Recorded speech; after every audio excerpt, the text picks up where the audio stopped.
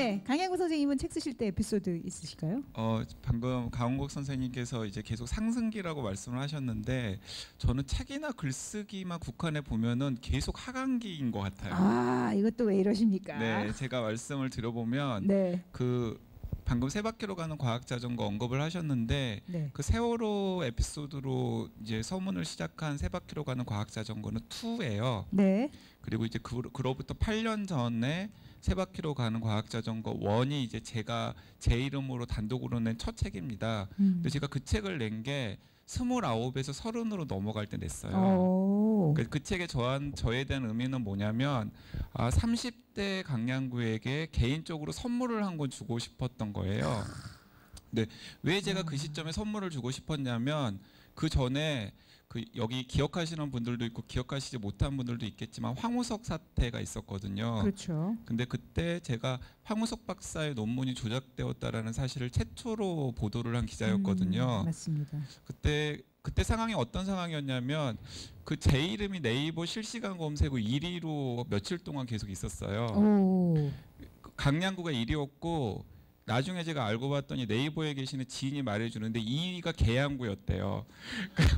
근데 그건 금치고 처리가 되어가지고 공개가 안 됐을 뿐이라고 얘기를 하더라고요. 그러니까 1위 강양구, 2위 계양구, 3위 프레시안, 뭐 4위 황우석 뭐 등등등 뭐 이런 식으로 이제 어쨌든 그런 상황을 어쨌든 극복을 해서 결과적으로는 제가 기사를 쓴 게 진실인 게 드러났었잖아요.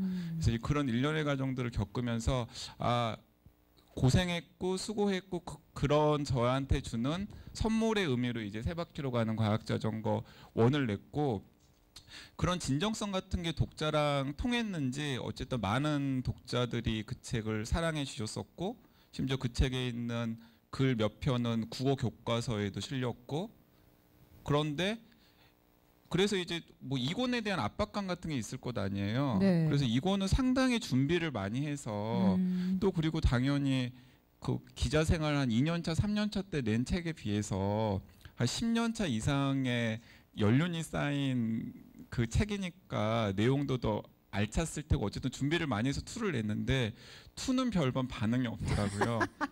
그래서 최근에 제가 겪은 충격적인 경험은 뭐냐면 요즘에도 이제 중고등학교 선생님들이 1을 읽히는 거예요. 1이 이제 훨씬 더 유명하니까. 그런데 한 중학생이 선생님한테 그랬대요.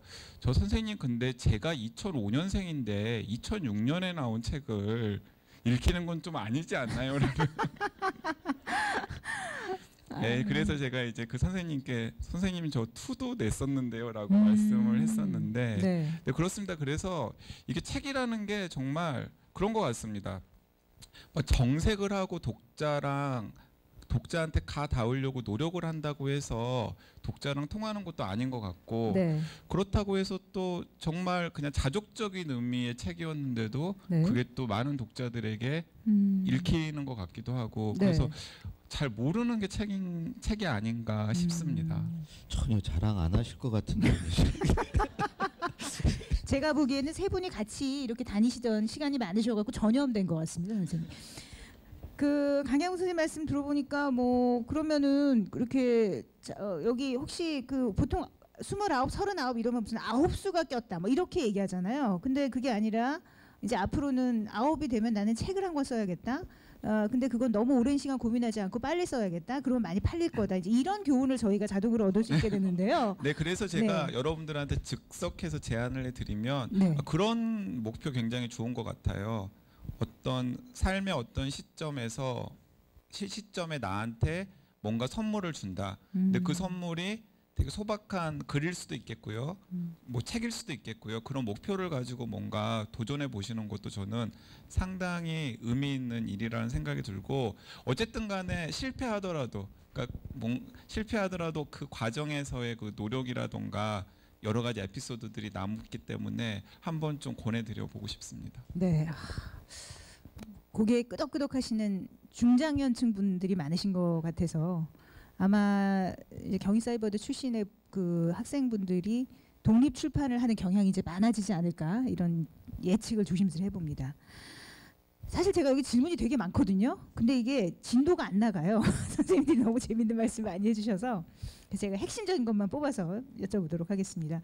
강원국 선생님은 사실 굉장히 많은 자리에서 이 아까 노무현 대통령, 고 노무현 대통령과 연계된 에피소드 말씀을 많이 하셨는데 이제 스피치라이터라는 이제 표현을 많이 쓰시잖아요.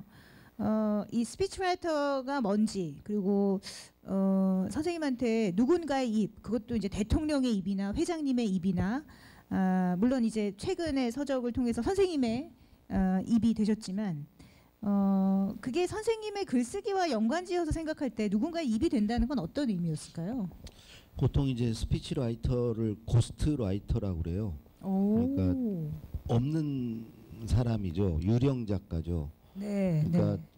그 예를 들어 김대중 대통령 연설을 쓸 때는 내가 김대중 대통령이 되는 거죠. 노무현 대통령 쓸 때는 노무현 대통령의 빙이 돼서 쓰는 것이고. 네. 그래서 내 문체가 없고 내 생각이 쭉 없었어요. 근데 남의 글을 쓰는 과정에서 그 일종의 저의 독자잖아요. 제가 쓰면 한 명의 독자만 있었어요.